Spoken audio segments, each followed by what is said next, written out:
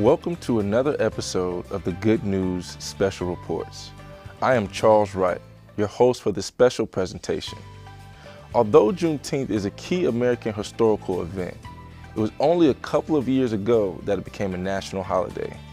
We have some of our field reporters who will share information about the observance that marks the much delayed but greatly celebrated news that slavery had ended in the United States. What is Juneteenth? Juneteenth, short for June 19th, is considered as the anniversary of the date that the last slaves in America were freed in Texas, June 19th, 1865. It is celebrated annually as a federal holiday at the state level in many states. In 1997, a Juneteenth flag was created by activist Ben Haith to symbolize the holiday. The present version was first flown in 2000. The colors and symbols on the flag represent freedom and the end of slavery. The upper half is blue and the lower half is red. The colors are divided by a horizontal arch. In the center is a white star which is outlined. The date on the flag represents General Order No. 3, issued in Galveston, Texas in 1865. President Joe Biden signed the Juneteenth National Independence Day Act into law, recognizing Juneteenth as a federal holiday in 2021. Why is Juneteenth so symbolic? Juneteenth symbolizes the end of slavery for African Americans, just as the 4th of July symbolizes freedom for all Americans. It is the oldest African American holiday observance in the United States. The celebration originally grew out of the excitement and happiness of the transition from slavery to freedom in Texas and began as a day of talking, praying, storytelling, and preaching. Freedmen and women used the day to give thanks, pass on oral traditions, and plan the future. In 1866, celebrations held in Dallas include religious services, horse racing competitions, picnics, and listening to fiddle and banjo playing. By the late 19th and 20th centuries, Juneteenth was celebrated all over Texas and neighboring states, often including speeches by black and white people, and ended with the reading of the Emancipation Proclamation. Juneteenth today. Many of today's Juneteenth celebrations still include prayer and religious services, parades, speeches, educational events, family gatherings and picnics, and festivals with food, music, and dance. Why was Texas the last state to free slaves? When Abraham Lincoln issued the Emancipation Proclamation in 1863, the news was suppressed in Texas. If the slaves became aware of the proclamation, they chose not to act on their knowledge for fear of punishment or even death. Black people remained at the mercy of increasingly hostile owners who didn't want any part of a free black community. They feared a slave rebellion if the news leaked out. As the war continued, Confederate losses mounted and the news could no longer be suppressed. In early 1865, word spread that Union forces would soon be in control of Texas. On June 19, 1865, 2.5 years after the Emancipation Proclamation was first signed, General Gordon Granger, along with 2,000 troops, arrived at Galveston, Texas, and issued the General Orders No. 3, the announcement of emancipation of the slaves in Texas. First Watch Night Service. On the evening of December 31st, 1862, the enslaved and free African Americans had gathered in churches and private homes all across the country to ring in the new year and to pray and await the news that the Emancipation Proclamation had taken effect. The slavery decree was to be announced when the clock struck midnight at the start of the new year. This occasion was known as Watch Night or Freedom's Eve. At the stroke of midnight, January 1st, 1863, Freedom Day, prayers were answered when all enslaved people in Confederate states were declared legally free.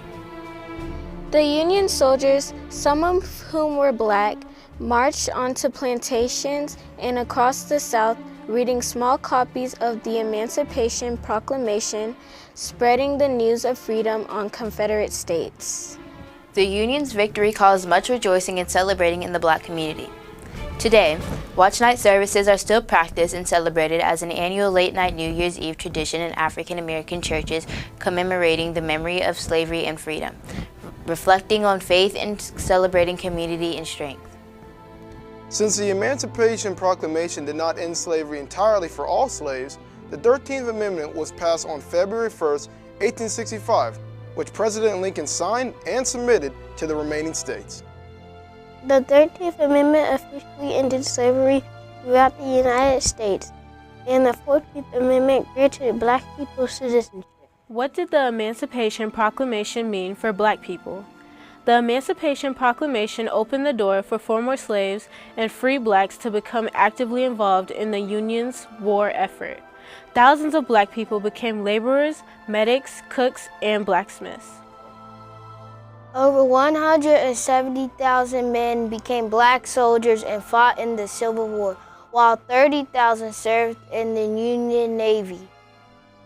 Although approximately 37,000 Black soldiers lost their lives in the Civil War, nearly 40% more than white soldiers, they fought and died for a freedom many never saw, but which they believed would be achieved with their sacrifice.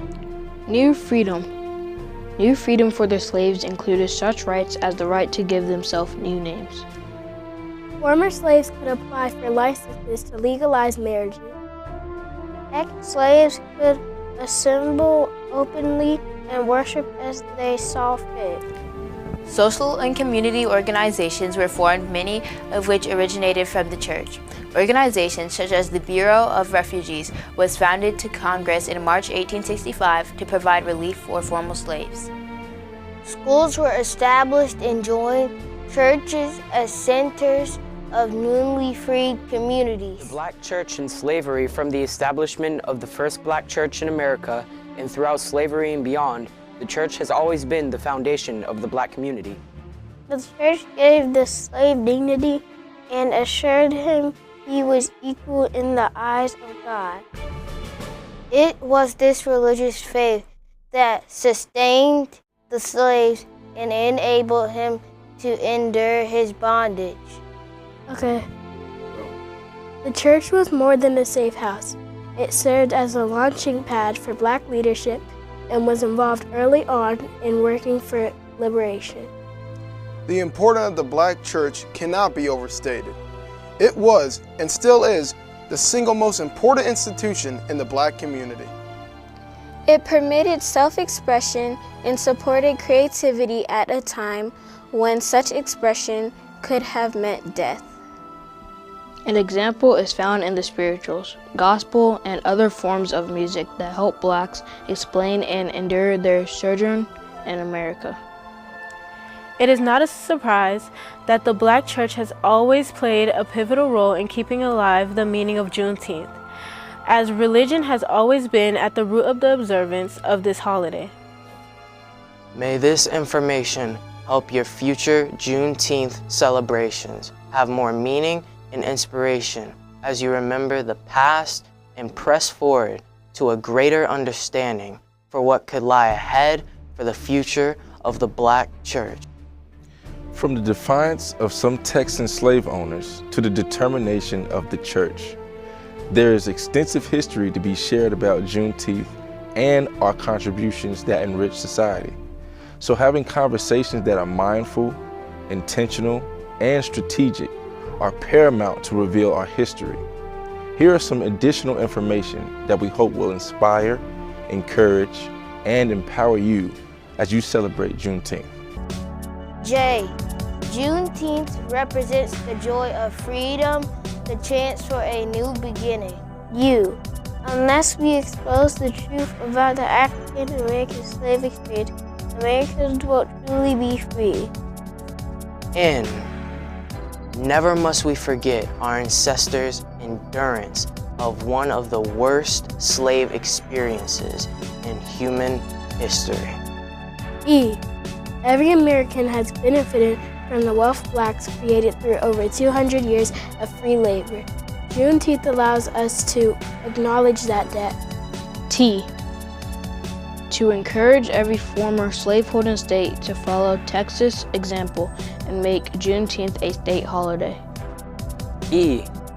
Every day in America, blacks are reminded of the legacy of slavery. Juneteenth counters that by reminding us the promise of deliverance. E. Even on the journey to discover who we are, Juneteenth allows us to reflect on where we've been, where we're at, and where we're going as a people. N. Never give up hope is the legacy of our enslaved ancestors. This legacy produced black heroism during the Civil War and helped launch the modern civil rights era. T. To proclaim for all the world to hear, human rights must never again become subservient to property rights. H. History books had told only a small part of the story. Juneteenth gives us a chance to set the record straight. That's incredible. Sometimes referred to as Freedom Day, Juneteenth is a wonderful opportunity for folk to come together in appreciation, reconciliation, and commemoration. Still, we must be cognizant that there is so much more to be achieved to ensure justice and to fulfill the promise of the Emancipation Proclamation and our Constitution. For the good news, I'm Charles Wright. Thank you for joining us.